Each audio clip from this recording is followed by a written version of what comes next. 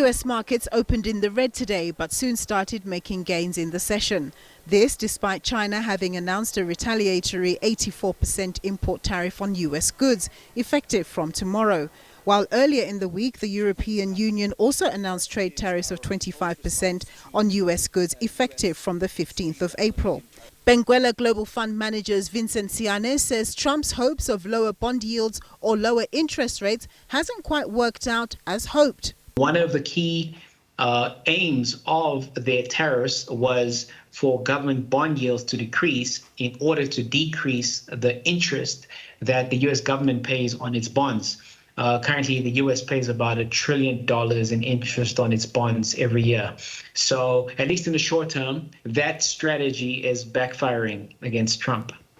Volatility remains the order of the day, with markets swinging between gains and losses, while China appears resolute in responding to the US's trade moves, adding that it would fight this fight to the end. What we've also started seeing from a Chinese perspective is they've started buying local currency. They're divesting, or they've at least stopped buying US dollars, and that has resulted in a weakening of their currency. So that should make their goods slightly more appealing, because it will make their goods cheaper for a consumer using US dollars.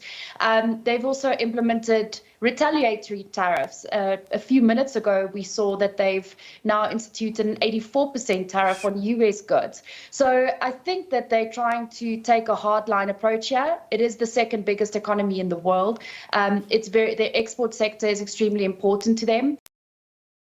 % import levy on South African goods kicked in today. Only time will tell whether US consumers will absorb the increases on South African goods or whether they'll reject them, in which case this will be detrimental for South African exporters, their operations, and possibly for jobs. Nompumelelo Siziba, SABC News, Johannesburg.